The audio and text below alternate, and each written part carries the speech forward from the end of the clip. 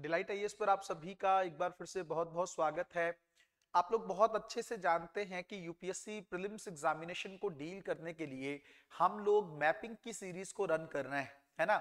हम लोग दो तरह से मैपिंग कर रहे हैं, एक ज्योग्राफी की मैपिंग जिसमें वर्ल्ड और इंडियन ज्योग्राफी दोनों देखेंगे हम, और उसके अलावा अगर हम लोग देखें तो हिस्ट्री की मैपिंग भी हम लोग पैरेलल कर रहे हैं, है ना। उसकी भी वीडियोस आप लोग यूट्यूब पे उसका बेनिफिट देख रहे होंगे। इवन उसका टेलीग्राम चैनल में जाकर उसकी पीडीएफ भी आप लोग डाउनलोड कर सकते हैं। तो वर्ल्ड ज्योग्राफी की मैपिंग में हम लोगों ने नॉर्थ अमेरिका कंप्लीट कर लिया है, साउथ अमेरिका कंप्लीट कर लिया है, कंप्लीटली हम लोगों ने उसको देख लिया है। आज जो है हम लोग अफ्रीका कॉन्टिनेंट को देखने वाले हैं। बहुत इंपॉर्टेंट है, यूपीएससी प्रीलिम्स हो मेंस एग्जामिनेशन हो, काफी इंपॉर्टेंट रहता है। इवन आपका जो अफ्रीका का मैप, भारत और अफ्रीका जो है काफी क्लोज आ रहे हैं और यूपीएससी मेंस एग्जामिनेशन में रिपीटेड तरीके से सवाल भी पूछे जा रहे हैं, तो उस दृष्टिकोण से भी अफ्रीका काफी ज्यादा रेलिवेंट हो जाता है। तो पॉलिटिकल और फिजिकल दोनों तरह के जो फैक्ट हैं अफ्रीका को लेकर हम लोग अच्छे से देखने वाले हैं, है ना। अगर आप लोग यूपीएससी प्रीलिम्स एग्जामिनेशन इस बार दे रहे हैं और आप चाहते हैं कि करंट अफेयर में आपका एक भी सवाल गलत ना हो, है ना, या बहुत अच्छे तरीके से एक्यूरेट तरीके से आप उसको डील कर लें, तो डिलाइट आईएएस पर 8 तारीख से 36 महीने का करंट अफेयर कवर कराने को लेकर एक सीरीज शुरू होने वाली, जिसके अंदर सिर्फ 15 क्लासेस के अंदर, मात्र 15 क्लासेस के अंदर 36 महीने का करंट अफेयर कवर किया जाएगा। सब्जेक्ट वाइज करंट अफेयर होगा, पॉलिटी से चीजें स्टार्ट हो रही हैं, है ना, और लगभग लगभग हर एंगल को मैं कवर करने की कोशिश करने वाला हूं। करंट अफेयर के साथ साथ उससे जुड़ा हुआ जो स्टैटिक पोर्शन होगा उसको लेकर भी आपको क्लैरिटी बहुत अच्छे से आ जाएगी। तो समय ना वेस्ट करते हुए जल्द से जल्द अपना रजिस्ट्रेशन जो है इसके अंदर करा सकते हैं, क्योंकि करंट अफेयर को लेकर रिस्क मुझे नहीं लगता आप लोगों को लेना चाहिए, है ना। डिलाइट आईएएस पर प्रीलिम्स को लेकर क्रैश कोर्स भी बहुत अच्छे तरीके से चल रहा है ना। अगर आप चाहते हैं कि प्रीलिम्स एग्जामिनेशन में आपके 120 से ज्यादा नंबर बहुत इजीली आप स्कोर कर सको, है ना, और सारे सब्जेक्ट बहुत अच्छे तरीके से आपके हो जाएं, तो आप इस क्रैश कोर्स को ज्वाइन कर सकते हैं। इसके अंदर सब्जेक्ट वाइज ऑप्शन भी अवेलेबल है। अगर आप सिर्फ इकोनॉमिक्स करना चाहते हैं, अगर आप सिर्फ ज्योग्राफी और इन्वायरमेंट करना चाहते हैं, अगर आप सिर्फ साइंस एंड टेक करना चाहते हैं, तो स्पेसिफिक जो सब्जेक्ट स्पेसिफिक भी आप इस क्रैश कोर्स को ज्वाइन कर सकते हैं। नंबर दिए हैं, जल्द से जल्द कांटेक्ट करके अपनी चीजों को क्लियर करें। डिलाइट आईएएस पर 4 तारीख से आपको पता है फाउंडेशन कोर्स जो है वो शुरू हो चुका है ना। और 2026 के लिए एकदम बेसिक से जो है आप लोगों की तैयारी करवाई जा रही है, जिसके अंदर एनसीईआरटी की 1 घंटे की क्लास चलती है, उसके बाद 2 घंटे का फाउंडेशन का क्लास चलता है। जिस सब्जेक्ट का फाउंडेशन में जो एडवांस क्लास चलती है उसी सब्जेक्ट की एनसीईआरटी क्लास भी होती है ना। आप लोग डेमो वीडियोस अवेलेबल हैं, उसको देख सकते हैं, और आप जानते हैं कि कितना बेहतर तरीके से चीजों को कवर करवाया जाता होगा। डेली क्विज उसके अंदर मिलती है, डेली आंसर राइटिंग होती है, और रेगुलर मेंटोरशिप के पॉइंट ऑफ व्यू से भी वो क्लास काफी ज्यादा इंपॉर्टेंट है ना। जल्दी से शुरू करते हैं। सबसे पहला पॉलिटिकल मैप अगर हम लोग देखें अफ्रीका का, इसके अंदर अगर कौन कौन सी चीजों पे ध्यान देने की जरूरत है ना, तो देखेंगे इधर। अगर हम लोग थोड़ा सा उत्तर की तरफ देखें, यहाँ पे है ना, आपको पता है बच्चों ये हिंद महासागर वाला क्षेत्र है ना, ये हिंद महासागर है, इंडियन ओशन वाला क्षेत्र है। और यहाँ पे अगर हम लोग थोड़ा सा देखें यहाँ पे, तो ये पूरा अरब वाला जो है प्रायद्वीप माना जाता है, और यहाँ पे लाल सागर है, यहाँ पे लाल सागर है, रेड सी। और यहाँ से ये अफ्रीका वाला पूरा सेगमेंट है उत्तरी। हम लोगों ने हालांकि इसका डिवीजन भी कर रखा है, वो भी अच्छे से हम लोग देखने वाले हैं, लेकिन सबसे पहले मोटे तौर पर आप इस जो मैप को, पॉलिटिकल मैप को देखिए। उत्तर में अगर हम लोग देखें यहाँ पे, तो ये मोरक्को है ना। इधर अगर आप देखेंगे तो ये दक्षिणी अटलांटिक आपको देखने को मिल जाएगा महासागर जो है। तो मोटे तौर पर उधर हिंद महासागर है, इधर आप देखेंगे तो दक्षिणी अटलांटिक महासागर है, और दक्षिण में दक्षिण महासागर आप लोगों को देखने को मिलेगा।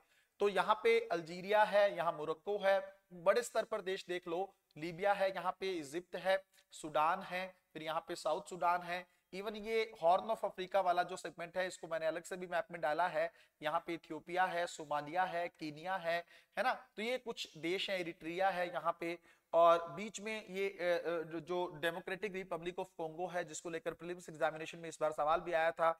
उसके अलावा यहाँ पे अंगोला है। साउथ अफ्रीका के साथ मैच होता रहता है तो वो भी पता होना चाहिए, साउथ में है। यहाँ नामीबिया है, बोत्सवाना है, जिम्बाब्वे है। लगभग 50 के आसपास कंट्रीज आप लोगों को अफ्रीका में देखने को मिलती है ना। तो अच्छे खासे देश हैं। यहाँ पे गैबन है, कोंगो है, चाड है, नाइजर है। यहाँ पे सहारा वाला सेगमेंट आपको देखने को मिलेगा, है ना। यहाँ पे थोड़ा देखोगे तो मोरिटानिया है, सेनेगल है, गिनी है, और नीचे लाइबेरिया वाला क्षेत्र है, ये कुछ कुछ है। यहाँ पे ये जीटीबी के तो पॉइंट से आप याद रख सकते हो, घाना, टोंगो, बेनिन, है ना, ये कुछ देश है। यहाँ पे नाइजीरिया है, कैमरून। तो ये मोटे तौर पर आपको आइडिया होना चाहिए। यहाँ पे बच्चों देखो ये मेडागास्कर है, ये अफ्रीका का ही हिस्सा है ना, ये मेडागास्कर है। यहाँ पे आप चीजें देख सकते हो, ये सेशल्स, छोटा सा जो आप देश देख रहे हो ये सेशल्स, ये कोमोरोस आइलैंड है, यहाँ पे देखेंगे आप। तो ये कुछ कुछ चीजें हैं, पॉलिटिकल मैपिंग के तौर पर आप लोगों को पता होना चाहिए कौन कौन सा देश कहाँ पे है। थोड़ा रिवाइज करके इसको अच्छे से देख लीजिएगा ताकि आपका सवाल गलत ना हो। अब थोड़ा बेसिक फैक्ट जो है अफ्रीका को लेकर देख लेते हैं। क्षेत्रफल की दृष्टि से ये एशिया के बाद आपको पता है दूसरा सबसे बड़ा महाद्वीप है ना, क्षेत्रफल की दृष्टि से ये सेकंड बड़ा है। इस सबसे बड़ा आपको पता है एशिया है, और उसके बाद दूसरे नंबर पे आपको अफ्रीका दिखेगा। लगभग पृथ्वी की कुल सतह का 6% है, ये शायद आप फैक्ट ना भी याद रखें। इसको कभी मात्र महाद्वीप का उपनाम दिया जाता था क्योंकि ये पृथ्वी पर सबसे पुराना बसा हुआ महाद्वीप है। एकमात्र ऐसा महाद्वीप है जिससे भूमध्य रेखा, मकर रेखा और कर्क रेखा होकर गुजरती है। बहुत अच्छा फैक्ट है भाई, अकेला ऐसा कॉन्टिनेंट है जिससे ये तीनों रेखाएं होकर गुजरती हैं। फिर ग्रीनविच मेरिडियन जो है अफ्रीका के पश्चिम भाग से होकर गुजरती है। यह एकमात्र महाद्वीप है जहां पर 0 डिग्री अक्षांश और 0 डिग्री देशांतर मिलता है। कितना बेहतरीन फैक्ट है ये भी। एकमात्र एकल जो है आपका कॉन्टिनेंट है जहां पे ग्रीनविच रेखा भी मिल रही है और यहीं पे आपको जो है 0 डिग्री अक्षांश और देशांतर 0 डिग्री मिल रहे हैं, है ना। ये गुयाना की खाड़ी में मिलती है। क्षेत्रफल की दृष्टि से अल्जीरिया अफ्रीका का सबसे बड़ा देश, तो ये भी पता होना चाहिए, अल्जीरिया सबसे बड़ा है। जनसंख्या की दृष्टि से देखें तो नाइजीरिया सबसे बड़ा है। सेशल्स जो है अभी मैंने आप लोगों को मैप में दिखाया था, वो अफ्रीका का सबसे छोटा देश। भूमध्य सागर द्वारा यूरोप से अलग होता है। ऊपर देखा होगा आप लोगों ने, जो अभी हम लोग फिजिकल मैप भी देखेंगे तो जो मेडिटेरियन सी, भूमध्य सागर उत्तर में, तो उत्तर में भूमध्य सागर है ना। अगर हम लोग लेफ्ट साइड के अंदर अगर हम लोग देखें तो अटलांटिक महासागर, राइट साइड के अंदर अगर हम लोग देखें तो हिंद महासागर, और साउथ में दक्षिण महासागर वाला वो क्षेत्र आप देख सकते हैं। भूमध्य सागर से ये अलग होता है। फिर स्वेज जो है आपको पता है यहाँ पे स्थल संधि के माध्यम से ये जुड़ा है, स्वेज नहर भी यहाँ पे देखने को मिलती है। और उत्तर पूर्व में सिनाई प्रायद्वीप, आपको याद होगा ये मिस्र से कैप्चर कर लिया था, है ना, इजराइल ने, हालांकि बाद में वापस कर दिया था। तो सिनाई पेनिनसुला के बारे में अगर आपको याद रखना हो तो ये मिस्र का क्षेत्र है भाई, है ना, सिनाई पेनिनसुला इस तरफ है। फिर उसके बाद में लाल सागर मैंने अभी आपको दिखाया, दक्षिण पूर्व में हिंद महासागर और पश्चिम में अटलांटिक महासागर से घिरा हुआ है, मैंने अभी आप लोगों को बताया। भूमध्य रेखा या 0 डिग्री अक्षांश लगभग महाद्वीप के मध्य से होकर गुजरते हैं, है ना। ये तीनों रेखाएं यहां से गुजरती हैं। लगभग 54 के आसपास कंट्रीज जो हैं इसके अंदर हमें देखने को मिलती। बेसिक फैक्ट है अफ्रीका के बारे में, थोड़ा सा आपको आइडिया होना चाहिए। ये कुछ देश हैं, आप चाहो तो इनका नाम याद रख सकते हो। पीडीएफ में मैंने आपको दे दिया है ताकि जल्दी जल्दी आप एक बार गो थ्रू हो जाइए कि ये देश अफ्रीका में पड़ता है ना। सारे देश को रट्टा मारने की जरूरत नहीं। अफ्रीका के भौगोलिक विभाजन की बात करें तो लगभग 6 क्षेत्र हैं। उत्तर अफ्रीका, पूर्वोत्तर अफ्रीका, पूर्वी अफ्रीका, है ना, मध्य अफ्रीका, दक्षिण अफ्रीका और पश्चिम अफ्रीका। अब एक एक करके थोड़ा सा देख लेते हैं। यहाँ पे ये मैप देखिए आप, अगर हम लोग देखें यहाँ पे तो ये वेस्ट अफ्रीका वाला क्षेत्र है। ये जो रेड वाला आप देख रहे हैं ना, ये वेस्ट अफ्रीका है। देखेंगे इसके अंदर कुछ किस तरीके की चीजें हैं। ये जो पूरा क्षेत्र आप देख रहे हैं ये वाला, ये नॉर्थ अफ्रीका माना जाता है ना। इसलिए मैंने अलग मैप दे दिया ताकि आपको थोड़ा आइडिया रहे। ये जो बीच वाला आप येलो वाला देख रहे हैं ये सेंट्रल अफ्रीका है। इधर अगर आप देखेंगे ये इवन हॉर्न ऑफ अफ्रीका वाला ये ईस्ट अफ्रीका है। और ये साउथ में अगर आप देखेंगे तो ये साउथर्न अफ्रीका है ना। मेडागास्कर वाला भी क्षेत्र इसी में शामिल किया जाता है। तो ये मोटे तौर पर डिवीजन है इसका, अफ्रीका का आइडिया होना चाहिए आप। फिर उसके बाद में अब थोड़ा सा और चीजें देखते हैं। फिजिकल मैप अगर हम लोग देखें मोटे मोटे तौर पर कहाँ पे कौन सी चीज, देखो बच्चों यहाँ पे सबसे ऊंचे के स्तर पर अगर हम लोग देखेंगे यहाँ पे, तो यहाँ पे एटलस माउंटेन है। क्या है, तो अगर प्रीलिम्स में पूछे एटलस पहाड़ियां कहाँ पे हैं, अफ्रीका में। इसके नीचे ये पूरा सेगमेंट अगर आप देखेंगे या क्षेत्र देखेंगे तो ये सहारा जो है मरुस्थल, बहुत गर्म क्षेत्र है। यहाँ पे सबसे गर्म दिन जो है यहीं पे देखने को मिलता है। फिर यहाँ पे नीचे अगर हम लोग थोड़ा सा देखें तो ये कुछ कुछ रिवर्स है यहाँ पे, जैसे ये नाइजर रिवर है ना। ये यहाँ पे साहिल का जो क्षेत्र कई बार न्यूज में रहता है, जो जैसे ये जो सहारा मरुस्थल है ना बच्चों, इसकी जो रेगिस्तानी मिट्टी है या ये रेगिस्तान ज्यादा ना फैल पाए, इसके लिए साहिल क्षेत्र में जो है वनों की दीवारें खड़ी की जा रही हैं। कई सारे देश मिलकर उस पे काम कर रहे हैं, करंट अफेयर में कई बार आप लोगों ने पढ़ा होगा। यहाँ पे अगर आप देखोगे तो ट्रॉपिकल रेन फॉरेस्ट आपको देखने को मिलेंगे, है ना, उष्ण कटिबंधीय जो वर्षा वन है वो दिखेंगे। ये कॉन्गो रिवर है ना, बहुत इंपॉर्टेंट है, 2 बार काटती है मकर रेखा को, ये भी आपको याद रखने की जरूरत है। दूसरा, अगर हम लोग नीचे की तरफ जाएं तो ये जाम्बेजी रिवर है। अच्छा, उससे पहले रिवर में अगर हम लोग ना जाएं तो ये याद रखो आप लोग, कालाहारी मरुस्थल यहाँ पे है ना। तो कौन कौन सी चीजें, एक सहारा मरुस्थल ऊपर में है, नॉर्थ में, साउथ में कालाहारी मरुस्थल है, एटलस माउंटेन सबसे ऊंचे जो नॉर्थ स्तर पर आपको देखने को मिलता है, बीच में ये यहाँ पे नाइजर रिवर है, यहाँ पे जाम्बेजी रिवर है, यहाँ पे ट्रॉपिकल रेन फॉरेस्ट है। फिर अगर ये देखें, ये लेक विक्टोरिया है ना, और यहाँ पे लेक, इसके नीचे अगर देखेंगे तो लेक तंजानिया है। तो कुछ कुछ याद रख सकते हैं। इवन ये नीचे वाला फैक्ट भी बड़ा इंपॉर्टेंट है, ड्रेकन्सबर्ग माउंटेन कहाँ पे, तो ये भी अफ्रीका के साउथ में आपको देखने को मिलते हैं। तो कुछ कुछ मोटे तौर पर याद रख लीजिएगा। ये नील रिवर है, यहाँ पे जा रही है, आगे जाके जो अपना पानी है ये भूमध्य महासागर में गिरा रही है ना, तो वहां पे इसका जाके ये मर्ज हो जा रही। तो कौन कौन सी चीजें याद रखनी है, एक बार जल्दी से फिर से देख लेंगे कौन कौन सी चीजों को ध्यान रखने की जरूरत है। एटलस माउंटेन यहाँ पे है, सहारा मरुस्थल यहाँ पे है ना, ये ट्रॉपिकल रेन फॉरेस्ट है। फिर यहाँ पे ये सवाना वाला क्षेत्र है, ये येलो वाला जो भी बच्चे आप सारा देख रहे हो, ये वाला और ये वाला, ये सारा क्षेत्र सवाना वाला क्षेत्र है ना। सवाना जलवायु भी आप लोगों ने पढ़ी होगी, सवाल भी प्रीलिम्स एग्जामिनेशन में अभी आया था। ये कॉन्गो रिवर है, ये ट्रॉपिकल रेन फॉरेस्ट है। फिर यहाँ पे कालाहारी मरुस्थल है, यहाँ पे ड्रेकन्सबर्ग जो है वो माउंटेन्स हैं, यहाँ पे लेक्स हैं दो, एक लेक विक्टोरिया है और लेक तंजानिया है ना। मोटे मोटे तौर पर ये चीजें हमें पता होनी चाहिए। आगे अगर हम लोग देखें थोड़ा सा और डीप में देखते हैं चीजें, जैसे यहाँ पे पूरा मैंने अभी आप लोगों को बताया था कि एटलस माउंटेन है, अभी देखा था हम लोगों ने, है ना। और यहाँ पे अगर हम देखें तो ये पूरा सहारा वाला क्षेत्र है, ये सहारा वाला क्षेत्र है। फिर अगर हम नीचे देखें, एक कटांगा प्लेटू, ये काफी जो है मिनरल्स में काफी रिच है ना, खनिजों में काफी समृद्ध है ये क्षेत्र। तो अगर पूछ ले प्रीलिम्स एग्जामिनेशन में कि कटंगा प्लेटू जो है, कई बार न्यूज में रहता है, बहुत ज्यादा खनिज समृद्ध क्षेत्र है, ये कहाँ पे, तो ये अफ्रीका में आपको देखने को मिलेगा।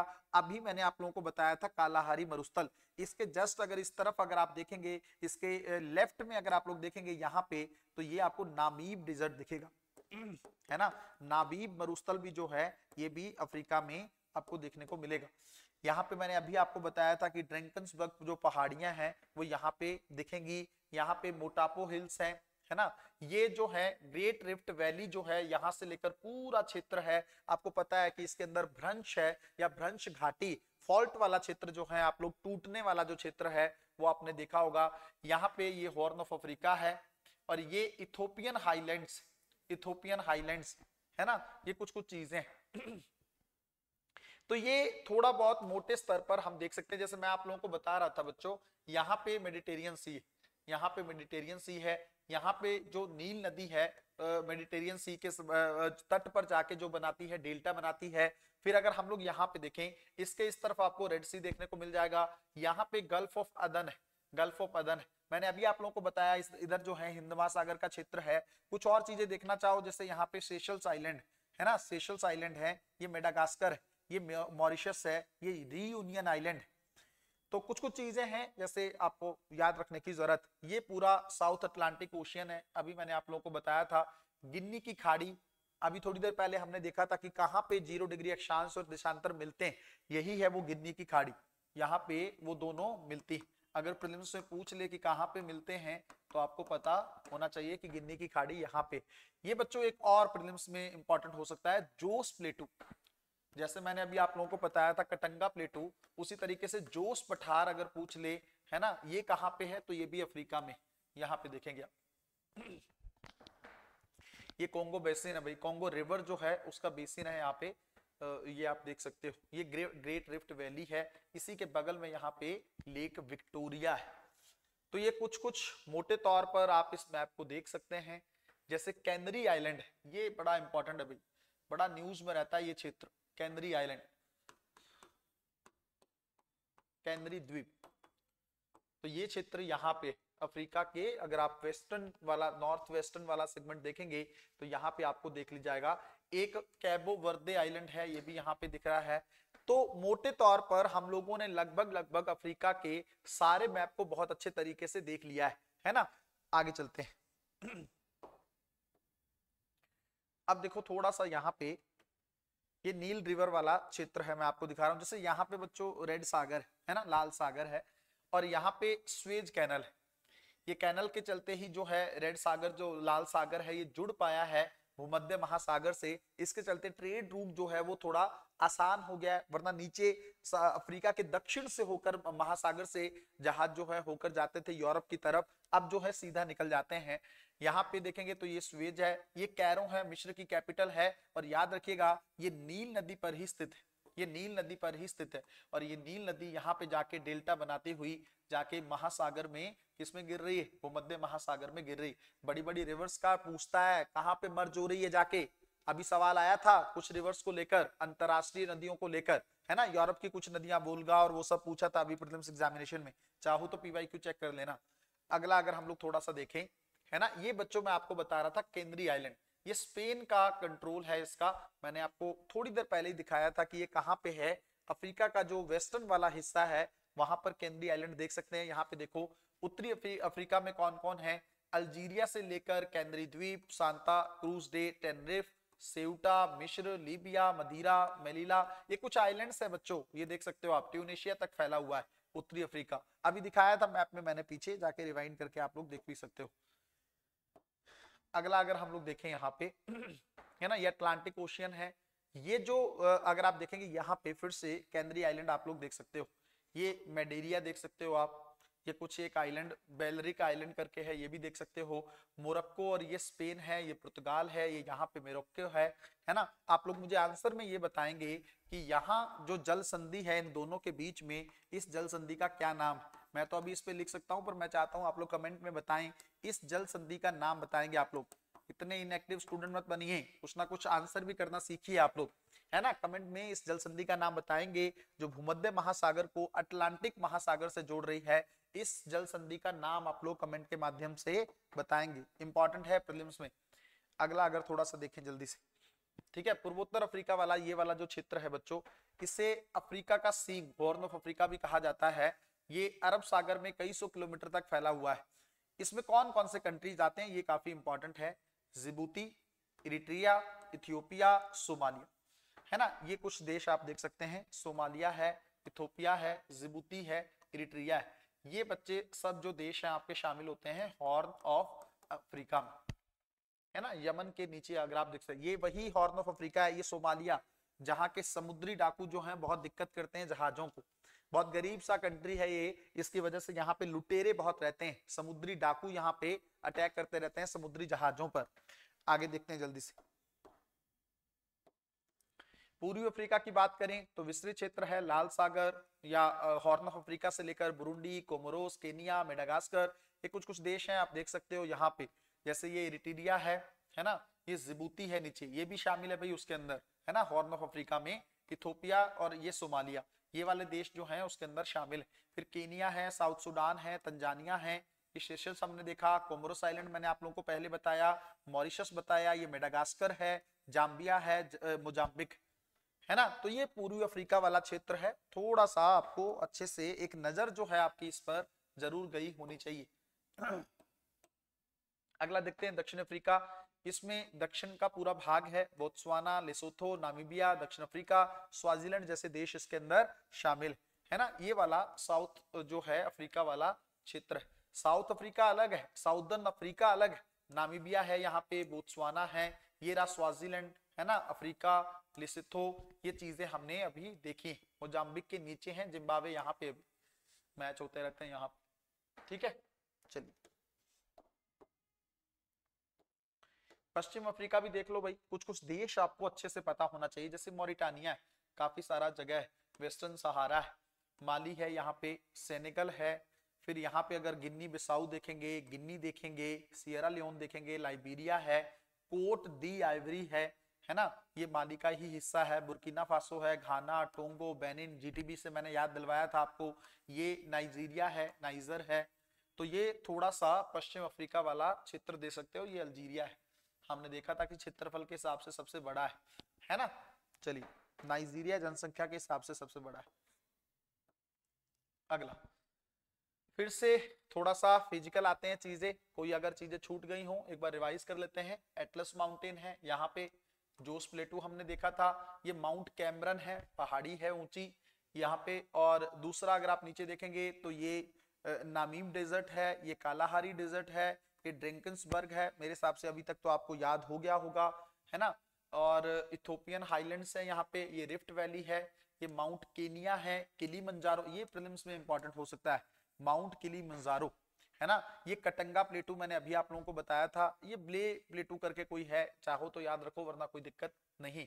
ये लेक चार्ड है यहाँ पे, चार्ड कंट्री में दिख जाएगा। हाँ, ये अघर माउंटेन समझो, ठीक है। और ये एक और भी प्लेटू है, बट आप थोड़ा इतना याद रखना, अघर पहाड़ियां कहाँ पे, इसको आप अघर ऐसे लिख लो या अघर प्लेटू पहाड़ियां ऐसे लिख लो, तो ये भी अगर प्रीलिम्स में पूछे तो आपको थोड़ा सा पता होना चाहिए, ठीक है। चलिए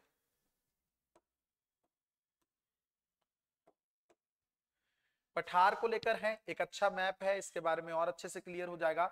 जैसे ये अगर प्लेटू है, पहाड़ियां भी हैं प्लेटू भी है, अगहर पठार, ठीक है। नीचे थोड़ा और देख सकते हैं, जैसे अंगोला प्लेटू है, ये यहाँ पे जोश प्लेटू बस मुझे ज्यादा रेलिवेंट लग रहा है, इसमें एक कटंगा और एक जोश, ये दो प्लेटू काफी ज्यादा रेलिवेंट हो सकते हैं जिनपे सवाल बनता है। बाकी सब तो नॉर्मल प्लेटू हैं, इसका ज्यादा कोई दिक्कत वाली चीज नहीं। विशाल अफ्रीकी महाद्वीप अपने तश्तरी नुमा और खड़ी किनारे वाले पठारों के लिए प्रसिद्ध है ना, जो तट की और मुख किए हुए हैं। फिजिकल ज्योग्राफी वाला सेगमेंट है। पर्वत, ये एटलस माउंटेन्स हैं। यहाँ पे देखो बच्चों, ये ट्रॉपिक ऑफ जो कैंसर है गुजर रही है ना, जैसे माली वाले देशों से, और आप देख सकते हो यहाँ पे अल्जीरिया और ये सारे देश हैं। नीचे यहाँ पे देखेंगे, अभी हमने अगर माउंटेन्स देखा था, और यहाँ पे लीबियन डिजर्ट है, नील रिवर है, और ये तिब्बत सी, ये याद रखना अच्छा, तिब्बत सी, ये पहाड़ियां कहाँ पे, तिब्बत सी पहाड़ियां, ये भी थोड़ा सा नजर रखना। तिब्बत सी पहाड़ियां ये अफ्रीका में है। ये नुबियन डिजर्ट, हमने नामीबिया नीचे पढ़ा है, नामीब डिजर्ट जो है नीचे पढ़ा है, कालाहारी डिजर्ट हमने यहाँ पढ़ा है, एक नुबियन डिजर्ट, नुबियन मरुस्थल, ये भी अफ्रीका में। कई बार हो सकता है सवाल सीधे तौर पे ना आए, बट इलिमिनेशन में बड़ा हेल्प करता है ना। अगर पूछ ले इनमें से कौन से पहाड़ यूरोप में, और वहां पे नाम नूबियन जो मरुस्थल दिया हुआ है, या मरुस्थल कौन से जो हैं अफ्रीका में है या साउथ अमेरिका में है, ऐसी कंडीशन में आप इलिमिनेशन में इसको यूज कर सकते हो, है ना। ये ग्रेट रिफ्ट वैली है, बार बार हम लोग पढ़ रहे हैं, कोंगो रिवर बेसिन है, हॉर्न ऑफ अफ्रीका है, ये सेम वही चीजें हैं जो हम लोग पहले देख चुके हैं, ठीक है। कुछ नाम लिख दिए मैंने, याद रख सकते हैं आप लोग, जो पर्वत श्रृंखलाएं हैं जो अफ्रीका में है, जैसे एटलस माउंटेन है ना, एक रूवेनजेरी पर्वत। मैप में कई बार क्या होता है, कुछ लोकेशंस मैप में नहीं दिख पाती हैं या उनके मैप ही नहीं होते हैं, तो इसलिए मैंने थोड़ा अलग से लिख दिया है ताकि आपको एलिमिनेशन में हेल्प हो जाए। रूवेनजोरी जो आपके माउंटेन्स हैं वो आपको अफ्रीका में दिखेगा। माउंट एल्गोन है, तिब्बती पर्वत अभी दिखाया था मैंने आप लोगों को, ये अघर पर्वत भी हम लोगों ने देख लिया है, ड्रैकेंसबर्ग मैंने दिखा दिया है, और किलिमंजारो पर्वत दिखा दिया है, तो इसको भी याद करके रख लेना, इंपॉर्टेंट हो सकते हैं। पहाड़ियों को लेकर सवाल आया है पिछले साल 2024 में, सीधा सवाल बन जाए तो उससे अच्छी खुशी और कुछ नहीं हो सकती। रेगिस्तान देख लो भाई सबसे बड़ा तो यही, यहाँ पे आप देखो सहारा वाला डेजर्ट है ना। अभी हमने नूबियन डेजर्ट यहाँ पे देखा था, मैं फिर से इसको थोड़ा साफ कर देता हूँ, नीचे भी कुछ डेजर्ट यहाँ पे देखो, जैसे ये सहारा वाला है ना, सहारा डेजर्ट। फिर यहाँ पे अगर आप देखेंगे तो ये नूबियन डेजर्ट। फिर नीचे अगर देखेंगे थोड़ा सा और याद रखना चाहें, जैसे मैंने आपको भी बताया था कि नामीब डेजर्ट, कालाहारी डेजर्ट, थोड़े और भी हैं जैसे दुजराब डेजर्ट है, ये भी देख सकते हो आप यहाँ पे। तो अलग अलग नाम है, पर इतना ज्यादा डिटेल में याद रखने की जरूरत नहीं, थोड़ा सा मैप मैंने निकाल दिया है। तीन भी याद रख लोगे ना, कालाहारी, सहारा, नामीब और नूबियन, ये चार डेजर्ट ज्यादा इंपॉर्टेंट हो सकते हैं, एक दो, इवन इनका सीक्वेंस भी यूपीएससी पूछ सकता है। अच्छा सवाल है।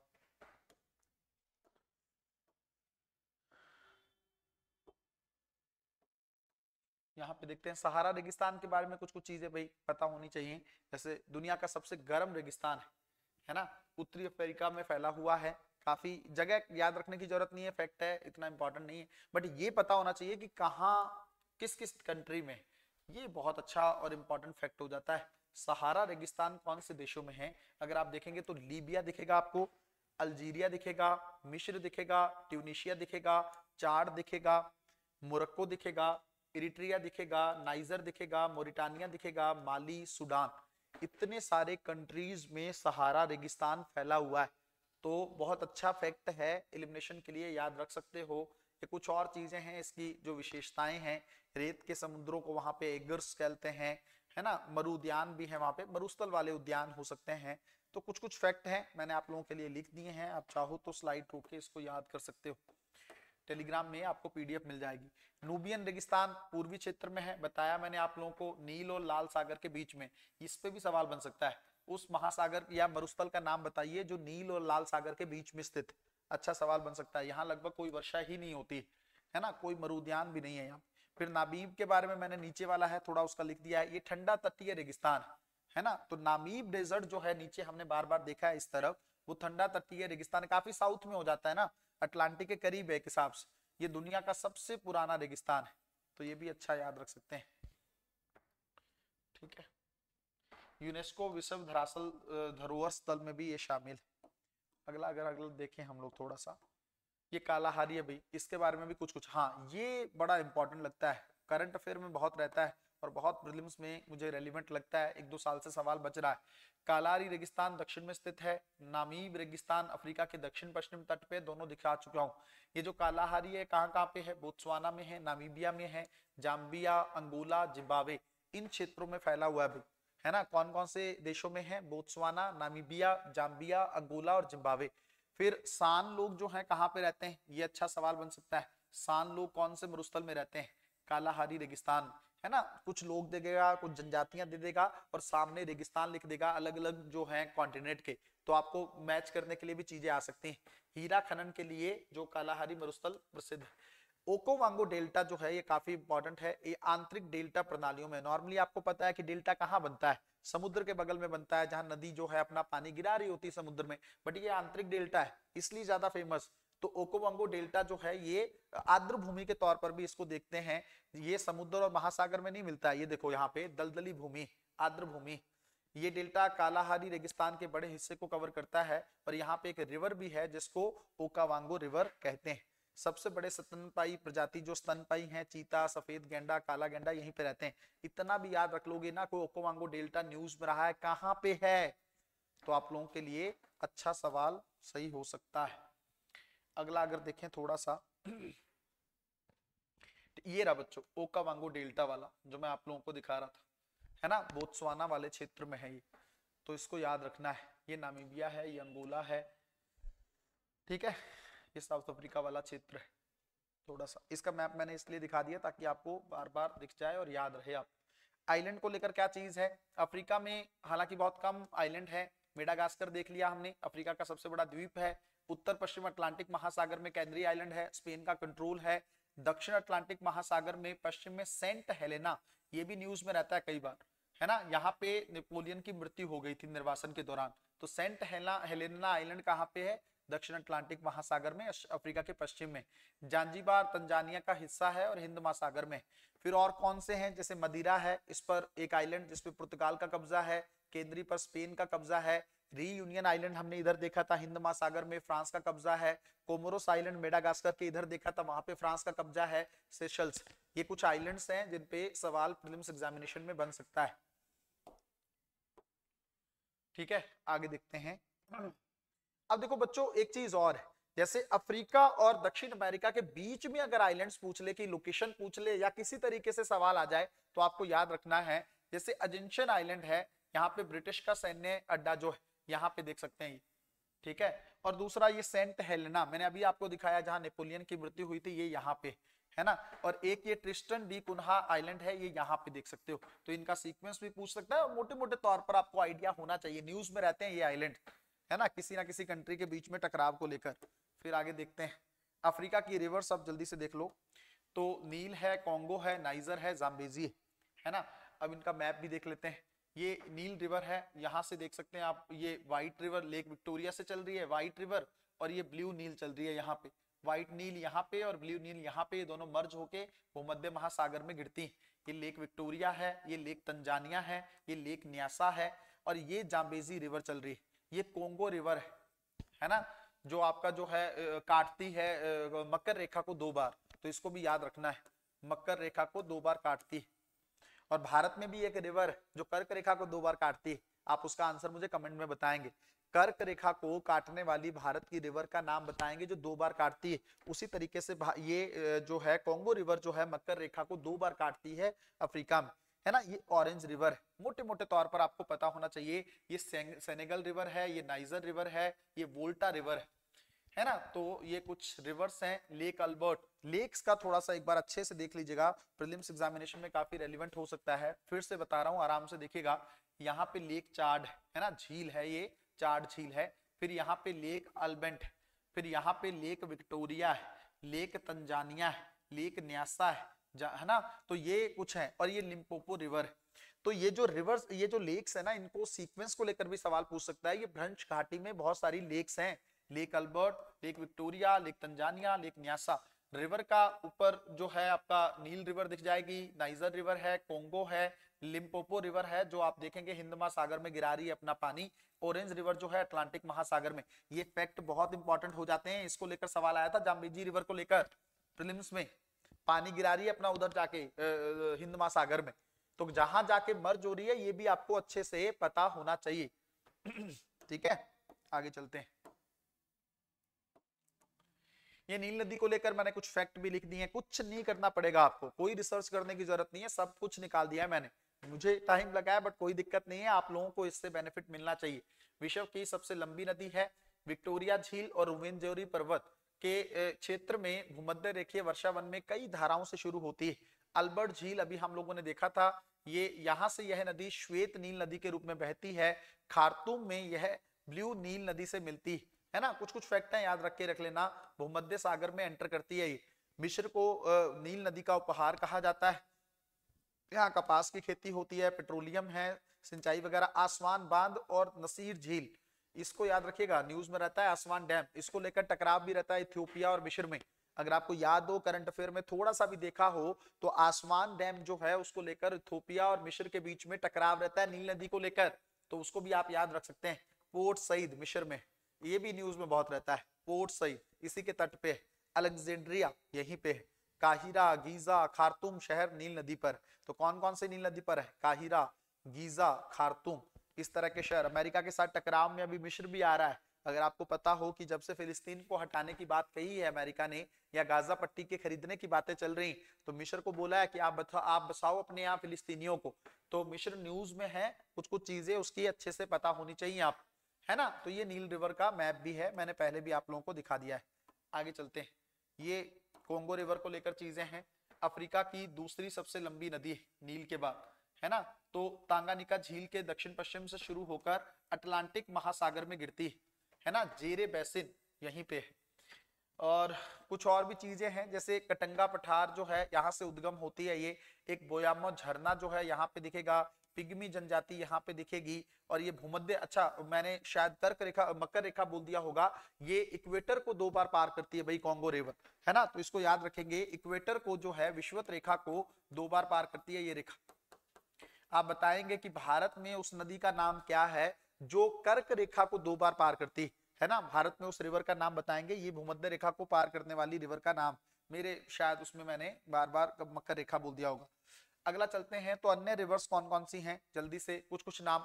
जैसे नाइजर रिवर, ये पश्चिम अफ्रीका की प्रमुख नदी है ना। कुछ थोड़ा सा देख के रखो, कहाँ निकलती है, गिरती कहाँ पे है, वो वाली चीजें जैसे हैं। जैसे अटलांटिक महासागर में गिन्नी की खाड़ी में मिल जाती है, तो नाइजर रिवर कहाँ मिलती है? अटलांटिक महासागर में मर्ज होती है ये नाइजर रिवर।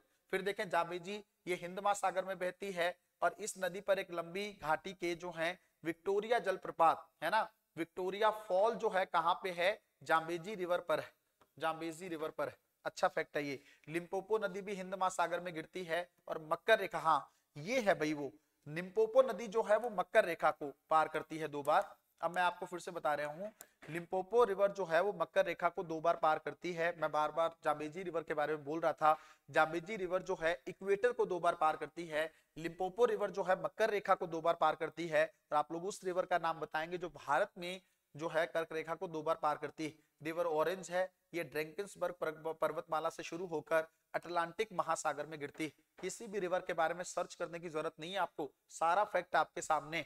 पीडीएफ डाउनलोड करना चाहते हैं तो डिलाइट आईएएस का टेलीग्राम चैनल डिस्क्रिप्शन में दिया हुआ है, उसको डाउनलोड करके जितने भी अभी तक मैपिंग की वीडियोस हुई हैं वो सारी पीडीएफ मैंने वहीं पे शेयर कर दी हैं, आप लोग उसका बेनिफिट उठा सकते हैं। ये अफ्रीका की झीलें भी हैं, मुझे लगा शायद मैप नहीं होगा लेकिन आपके सामने है। लेक चाड है, लेक ताना है, लेक जो है तुर्काना है, लेक अल्बर्ट है, लेक विक्टोरिया है, लेक तंजानिया है, लेक न्यासा है। इससे बाहर जाने की जरूरत ही नहीं है, इससे बाहर पूछेगा भी नहीं, ठीक है। Lake Chad, lake Tana, lake Albert, lake Turkana, lake Victoria, lake Tanzania, lake Nyasa, उत्तर से लेकर दक्षिण तक भी चीजें याद रखेंगे मोटे तौर पर। अगर इनका भी मैप याद रखना चाहें बच्चों, एक अच्छा सवाल मैं आप लोगों को अगर यहाँ पे बताऊं, अगर हम पश्चिम से पूर्व की तरफ जाएं, क्योंकि यूपीएससी ने एक सवाल पूछा था कि अगर सूरज पूर्व से निकलना शुरू करता है, जो कि निकलता ही है पता है हमें, पूर्व दिशा से उदय होता है, तो निम्न में से कौन सा सागर सबसे पहले उसके जो प्रकाश को देखेगा। ये सवाल प्रीलिम्स एग्जामिनेशन का है, बट मैं अब कहता हूं कि सवाल क्योंकि 4-5 साल हो चुके हैं उसको आए, दोबारा अगर सवाल आए तो अगर पूछेगा कि पश्चिम की तरफ से अगर निकले तो निम्न में से कौन सा सागर जो है वो पहले चीजें देखेगा। और आंसर ये नहीं होगा क्योंकि इसको तो आप तुरंत बता देंगे, आंसर ये 4 में मतलब ऑप्शन के तौर पर देगा। तो ब्लैक सी और रेड सी, यहां पे थोड़ा सा ट्रैप करना आपको आसान हो जाएगा। तो आप अगर चारों में देखेंगे तो ब्लैक सी जो है वो सबसे ज्यादा पश्चिम में, ब्लैक सी जो है वो सबसे ज्यादा पश्चिम में, ठीक है। इस चीज को आप लोग याद रखेंगे। और रेड सी यहाँ पे है, पर्शियन गल्फ यहाँ पे और कैस्पियन सागर यहाँ पे। सवाल का आंसर बहुत अच्छे से आप लोग कर सकते हो। इस तरह का माइंड थोड़ा जरूर यूज करना है। ये मैंने कुछ फैक्ट लिख दिए हैं भाई लेक्स के बारे में, जैसे विक्टोरिया झील दुनिया की सबसे बड़ी दूसरी मीठे पानी की सबसे बड़ी झील है, अफ्रीका की सबसे बड़ी झील है। हाँ, भूमध्य रेखा इसके बीच से होकर गुजरती है ना, भूमध्य रेखा अगर आप देखोगे तो इसके बीच से होकर गुजर रही है। सफेद नील नदी का स्रोत भी है विक्टोरिया लेक। फिर रिफ्ट घाटी की कुछ झीलें हैं, तंजानिया झील, न्यासा झील, है ना, ये कुछ है। ताना झील के बारे में लिख दिया है, चाड झील के बारे में लिख दिया है, पढ़ सकते हो भाई, बहुत अच्छे फैक्ट हैं प्रीलिम्स एग्जामिनेशन के पॉइंट से। आप लोग इसको पीडीएफ के फॉर्म में देख के याद करके बार बार रिवाइज कर लेना, और प्री में जाने से पहले इस मैप को, इस वीडियो को एक बार फिर से देख लेना। ये कुछ बांध हैं, इस बार प्रीलिम्स में पूछा है, भारत के बांध पूछा है ना, तो अंतरराष्ट्रीय स्तर पर भी कुछ याद रखो। जैसे मैंने आपको बताया आसमान नील नदी पर देश किसका कंट्रोल है, मिस्र का। करीबा बांध अगर आप देखेंगे, मैं इस तरफ आ जाता हूं ताकि आपको दिक्कत ना हो। करीबा बांध अगर देखेंगे तो जाम्बेजी रिवर पर है, और जिम्बाब्वे और जाम्बिया ये देशों का कंट्रोल है। कैंजी बांध है नाइजर रिवर पर, नाइजीरिया देश। और काहोरो वासा बांध है जाम्बेजी रिवर पर। विक्टोरिया फॉल है जाम्बेजी रिवर पर। बोयोमो फॉल है जेरे रिवर पर। और ये मोजाम्बिक, जाम्बिया और लोकतांत्रिक जो डेमोक्रेटिक रिपब्लिक ऑफ कॉन्गो जो है उस कंट्री में आपको देखने को मिलेगा ही, है ना। तो कुछ कुछ याद रख लो, ज्यादा नहीं तो ये 3 याद रख लेना, आसमान, करीबा और कैंजी, ये 3 इंपॉर्टेंट हो सकते हैं। डैम अफ्रीका, अफ्रीका बहुत इंपॉर्टेंट कॉन्टिनेंट है, कितने सारे फैक्ट मैंने आप लोगों के सामने रखे हैं, आप खुद सोच सकते हैं, ठीक है। अफ्रीका के कुछ खनिज भंडार हैं, मोटे तौर पे आप देख सकते हो, जैसे आयरन वगैरह यहाँ पे मिलता है ना, यूरेनियम यहाँ पे मिलता है, पेट्रोलियम वाला क्षेत्र ये ऊपर वाला क्षेत्र है। मोटा मोटा आइडिया होना चाहिए, हर चीज को लेकर ध्यान रखने की जरूरत नहीं है। जैसे यहाँ पे देखेंगे तो ये डायमंड वाला क्षेत्र है ना, ये फिर से क्रूड ऑयल वाला है, ये नीचे गोल्ड वाला, ये गोल्ड वाला, इधर गोल्ड वाला, ये चीजें। ये कॉफी वगैरह, टी वगैरह इस क्षेत्र में देखने को मिलती, कॉफी वाला मेडागास्कर भी है ना। फिर से यूरेनियम है, यहाँ एल्यूमिनियम वाला क्षेत्र है, यूरेनियम और ये वाला। मोटे मोटे तौर पर एक आइडिया रोक के मैप को देख लेना ताकि आपका सवाल गलत ना हो। यहाँ पे जैसे पेट्रोलियम मिलता है, यहाँ पे फिर से सेम मैप मैंने दिखा दिया है, आप इसको देख सकते हैं। यूरेनियम है यहाँ पे, ऑयल है ये वाला क्षेत्र, गोल्ड वाला है, फिर ये डायमंड वाला है, नीचे भी ये गोल्ड और डायमंड यहाँ पे भी मिलता है। कॉफी, चाय कॉफी वाला ये क्षेत्र है थोड़ा सा, ठीक है। अब ये कुछ मुझे लगता है लास्ट ही एक चीज होगी फैक्ट, जनजातियां अफ्रीका की कुछ जिन पे सवाल प्रीलिम्स एग्जामिनेशन में बन सकता है। जुलू कहाँ पे है, दक्षिण अफ्रीका में। खोसा दक्षिण अफ्रीका में। कारो इथोपिया में। हमार इथोपिया में। योरूबा नाइजीरिया में। हिम्बा नाइजीरिया में। बुशमैन, इसको लेकर प्रीलिम्स में सवाल आया था, ये कीनिया में, बुशमैन जनजाति, इसको लेकर प्रीलिम्स एग्जामिनेशन में सवाल आ चुका है। तो ये कहाँ पे, कीनिया में। सुम्बुरू कहाँ है, कीनिया में। मसाई भी पूछ चुका है, ये भी केनिया और तंजानिया में।